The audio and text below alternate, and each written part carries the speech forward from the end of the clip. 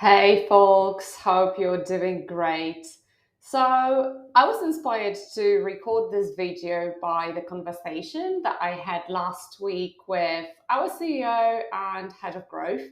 We were talking, well, kind of catching up as we do every month, and then the CEO said something that really struck me, which was that we had to essentially build some features because the market is not ready for what user onboarding really should be.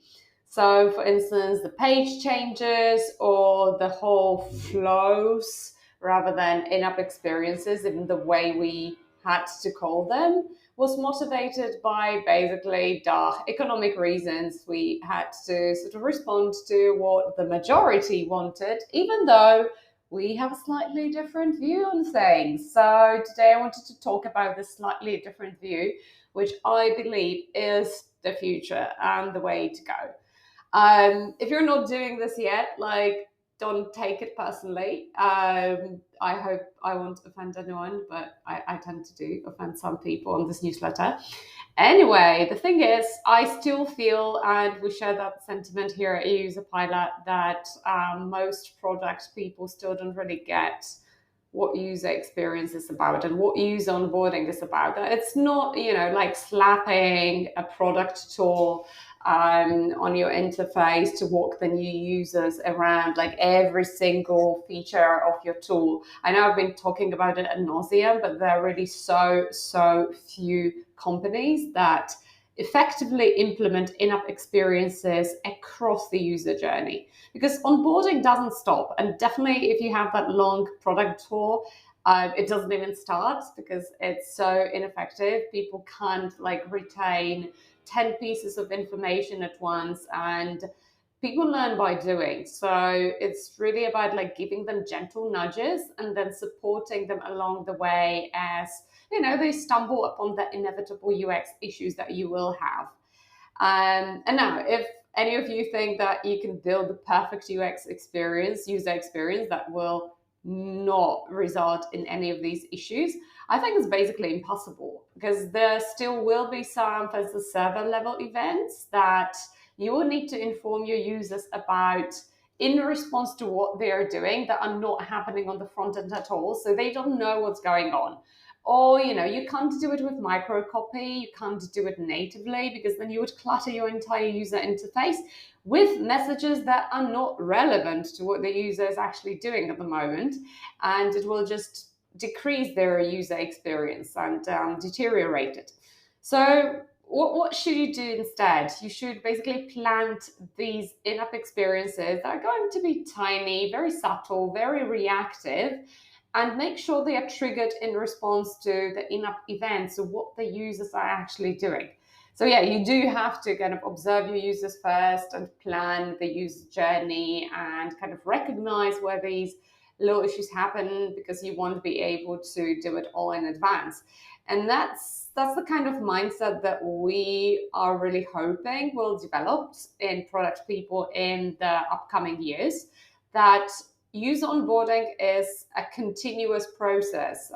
We would call it continuous onboarding. It's a never-ending story. It's something that you constantly need to work on and improve in response to what you learn from your user data. And this is the kind of direction we want to take, at User Pilot as a company, as a product growth platform, because we believe this will really lead to product-led growth. People will be more satisfied, they will be using more of your features, and they will need to upgrade. And of course, there's someone drilling behind the wall while I'm recording this video. Sorry for that. So essentially the arguments that I hear, for instance, that, oh, we don't have free trials, so we don't need these experiences, oh, we're a sales-led, or oh, we target enterprises, big companies. I think with all due respect, this is really, I'm trying to use the word BS here, but I'm also trying to be professional.